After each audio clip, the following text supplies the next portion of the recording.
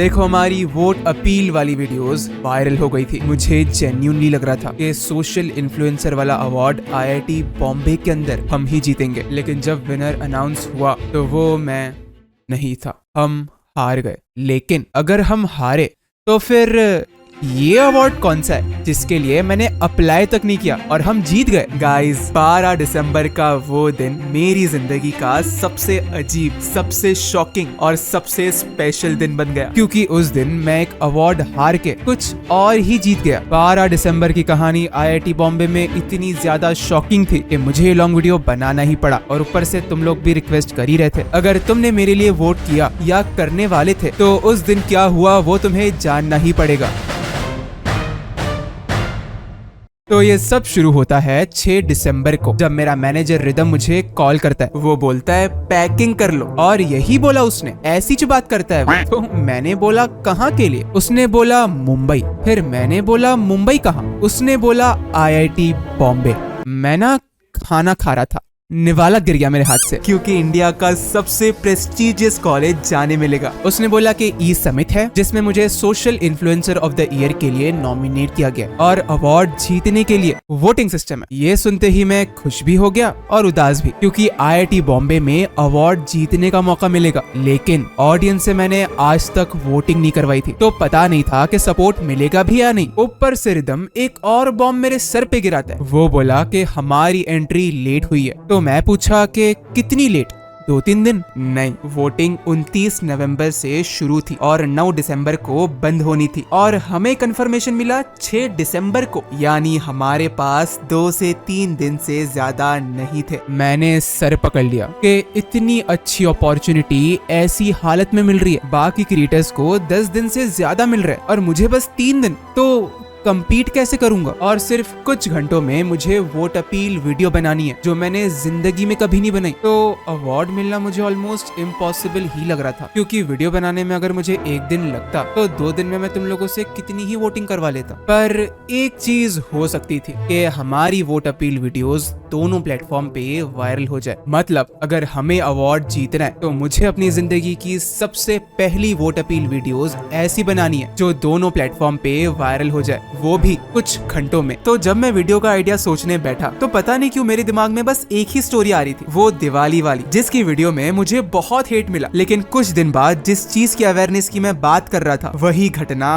हो गई। मगर वोट अपील की वीडियो के अंदर ये स्टोरी डालना बेवकूफी लग रही थी, क्योंकि आपको जिस वीडियो में सबसे ज्यादा सपोर्ट चाहिए उसमें आप उस वीडियो की बात नहीं कर सकते ना जिसमें आपको सबसे ज्यादा हेट मिले। तो ये वीडियो का आइडिया बैकफायर कर सकता था, लेकिन अगर सेफ आइडिया पे बनाता तो वो वीडियो इतना बोरिंग हो जाता कि मैं खुद अपने आप को वोट ना देता। इवेंचुअली मेरा दिल बोल रहा था कि इस पे ही बनाना चाहिए, तो मैंने और मेरे भाई ने पूरी रात जाग के वीडियो बना दी, और अगले दिन अपलोड करके मैं सीधा सो गया। मेरी हिम्मत नहीं थी कि रियल टाइम में मैं लोगों का रिएक्शन देखूं, और अगर इस वीडियो पे बैकफायर आता तो खुद के पैर पे कुल्हाड़ी मारने का एग्जाम्पल पूरी दुनिया में मुझसे बेहतर ना होता। तो मैं उठा 3 घंटे बाद और धीरे धीरे YouTube स्टूडियो खोला, वीडियो का परफॉर्मेंस और लोगों का रिएक्शन देखने, और परफॉर्मेंस देख के मेरे होश उड़ गए थे। तुम लोगों ने मुझे इतना सपोर्ट किया जिसकी मुझे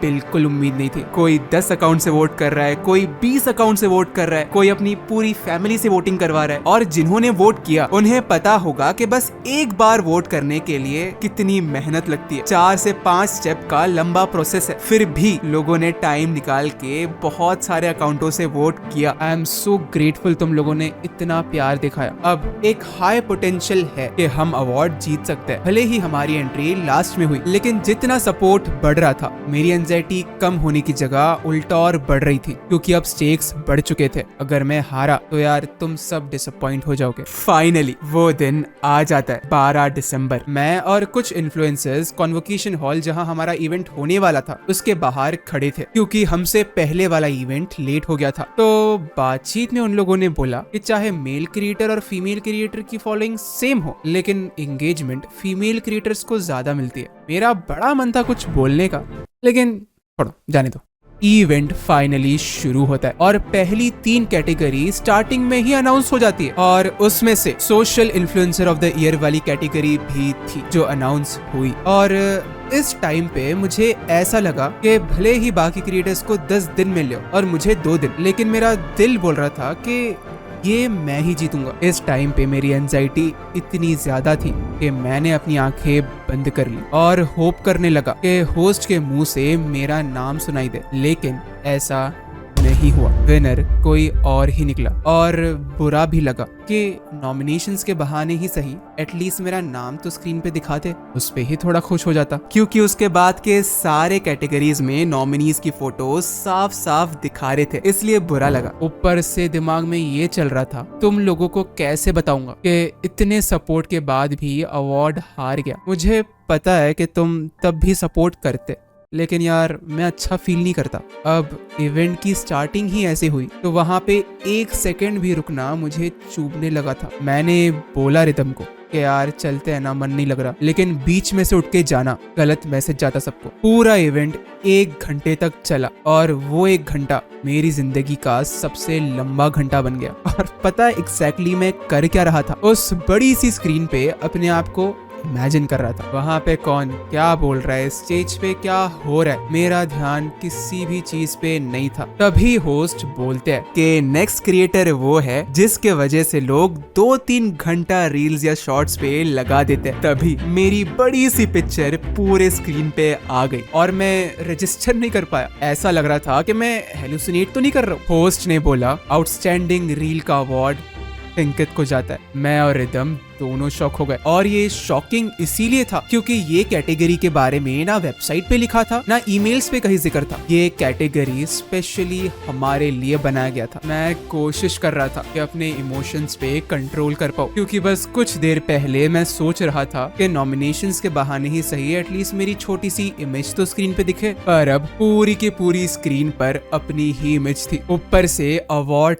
तक मिल गया। मैं IIT बॉम्बे की ई-सेल जूरी जिसने अवार्ड सिलेक्शन किया उनको थैंक यू बोलना चाहता हूँ। और मुझे ऐसा लगता है अवार्ड हमें इसीलिए मिला क्योंकि वो 2 दिन के अंदर हमें one of the highest votes मिले। मेरी वोट अपील वीडियो डालने के बाद उनकी वेबसाइट भी क्रैश हुई थी और ये भी हो सकता है कि उन्हें हमारी कंटेंट की क्वालिटी पसंद आई हो। ये सारे रीजंस हो सकता है। ये इवेंट की शुरुआत इतनी खराब हुई थी कि मुझे लगा ये मेरी जिंदगी का सबसे खराब इवेंट है, लेकिन इवेंट के आखिरी तक ये मेरी जिंदगी का सबसे स्पेशल इवेंट बन गया। और एट द एंड खुशी डबल हो गई जब मुझे मेरे सब्सक्राइबर्स मिले। तुम सब बहुत ही प्यारे थे, मुझे बहुत अच्छा लगा तुम सबसे मिलके। मुझे ना हर एक को थैंक यू बोलना है जिसने टाइम निकाल के मुझे वोट किया। वोटिंग प्रोसेस इतना लंबा होने के बाद भी तुम्हारा सपोर्ट कम नहीं हुआ। मैं ना बाकी क्रिएटर्स को भी बोलना चाहता हूँ कि अगर ऑडियंस के साथ लॉयल रहोगे तो ऑडियंस भी तुम्हारे साथ लॉयल रहेगी। कोई गैम्बलिंग, बेटिंग और फैंटेसी प्रमोट नहीं किया। हमने लाखों रुपए के कैंपेन्स ऐसे ही ठुकरा दिए और कभी ऑडियंस को सेल आउट नहीं किया। और ये सारी चीजें ना ऑडियंस देखती है, इसीलिए जब जरूरत होती है तो सपोर्ट भी करती है। इवेंचुअली ये हमारा मिशन है कि YouTube इंडिया की कंटेंट क्वालिटी अमेरिका और यूरोप की क्वालिटी से भी अच्छी हो और उसके लिए ऑडियंस का सही क्रिएटर को सपोर्ट करना इम्पोर्टेंट है। मुझे सपोर्ट मिला तो मेरा ये प्रॉमिस है कि कंटेंट की क्वालिटी और ब्रांड की क्वालिटी से